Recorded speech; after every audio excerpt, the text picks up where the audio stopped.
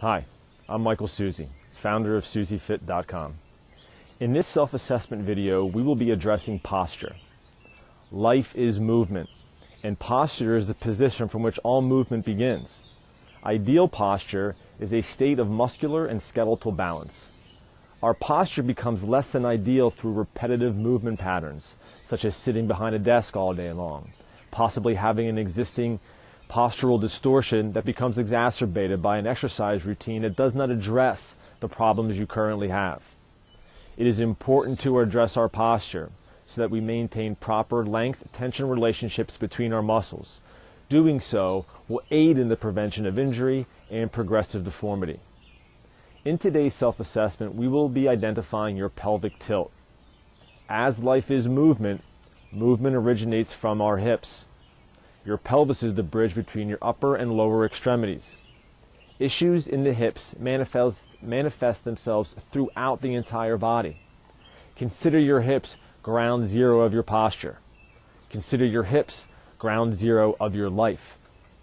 We will be identifying if you have a flat back, excess curvature, or possibly optimal curvature of your lower back.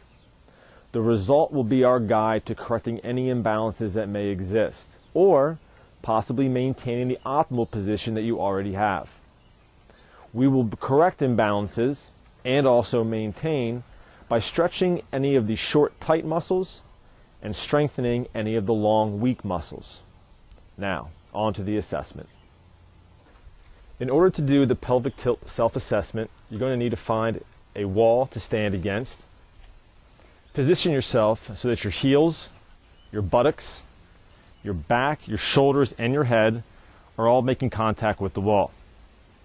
You're going to take either one of your hands, I'll use my left, and we're going to slide it between the wall and our back at about belt level, right above your waistband. What we're looking for is how much of our hand can fit between the wall and the back. Ideally, the fat part of the hand goes through and fits snugly between the back and the wall. When I put my hand through right now, the fat part of my hand can almost get the whole way through. Sort of tells me, and I already know this about myself, I have a slight posterior tilt to my pelvis. In other words, my back is slightly flat, though not too bad.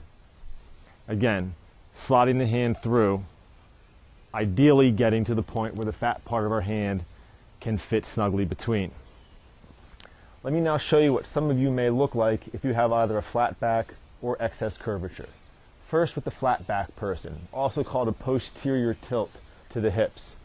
What this means is your hips are actually tilted this way, causing your back to be flat so that when you stand with this assessment, you may not even be able to get your fingers through the wall, between the wall and your back.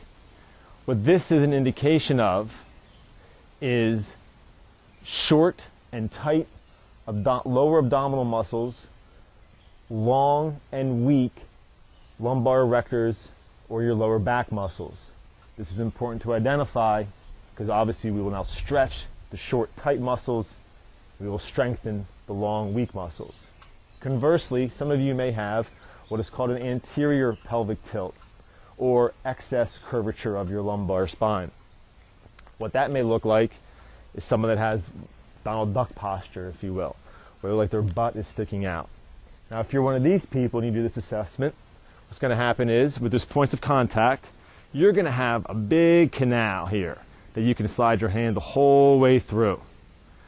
This is an indication of long, weak, lower abdominal musculature, short, tight, lower back musculature.